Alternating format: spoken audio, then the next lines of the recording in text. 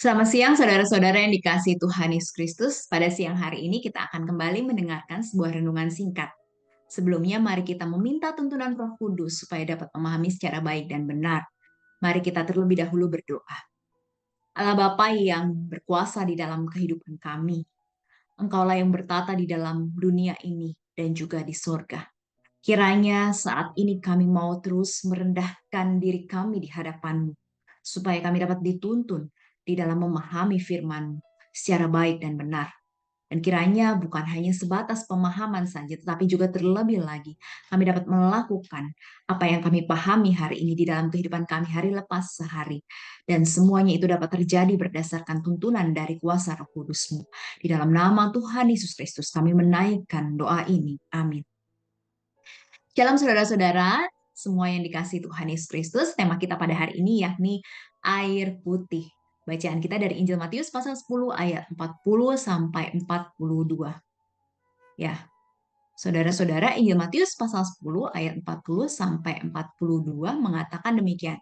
Barang siapa menyambut kamu, ia menyambut aku. Dan barang siapa menyambut aku, ia menyambut dia yang mengutus aku.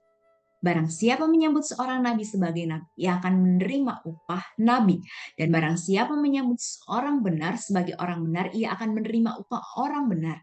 Dan barang siapa memberi air sejuk secangkir saja pun kepada salah seorang yang kecil ini, karena ia muridku, aku berkata kepadamu, sesungguhnya ia tidak akan kehilangan upahnya daripadanya.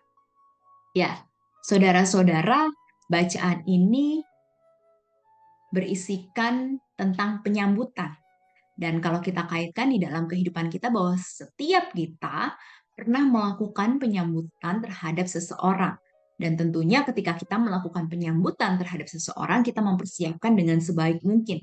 Supaya orang yang disambut juga merasa diterima, juga merasa bahwa kita betul-betul memberikan yang terbaik untuk dia.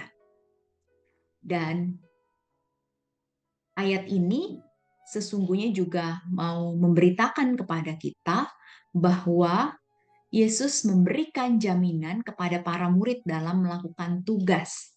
Ya, saudara-saudara, ketika mereka melakukan tugas untuk memberitakan Injil Kristus, berarti ada orang yang menerima Injil tersebut, ada orang yang menyambut Injil tersebut.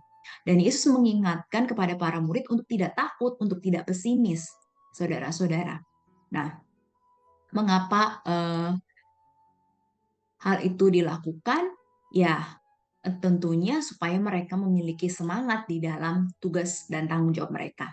Di satu sisi, Yesus juga ingin para murid merendahkan diri kepada Tuhan, menjadi hamba Tuhan, bukan ingin menjadi yang terhormat, bukan ingin justru menjadi yang ditinggikan. Dan hal ini dilakukan supaya mereka dapat mengalami keramah tamahan sekalipun mereka dianggap orang kecil, tidak memiliki kekuasaan secara politis dan sosial.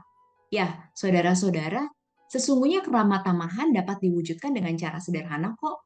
Dalam tradisi Jawa, pada zaman dahulu meletakkan kendi berisi air di depan rumah dan siapapun dapat meminum air tersebut. Itu merupakan bentuk keramah tamahan. Ya, memberi air minum saja saudara-saudara itu hal yang sederhana, tetapi itu dapat menjadi bentuk keramah tamahan. Nah, keramah tamahan yang dimiliki Allah kepada umatnya bahwa Allah membuka dirinya bagi yang kecil, bagi yang sederhana. Dan manusia menemukan dalam Allah kekuatan dan kebesarannya.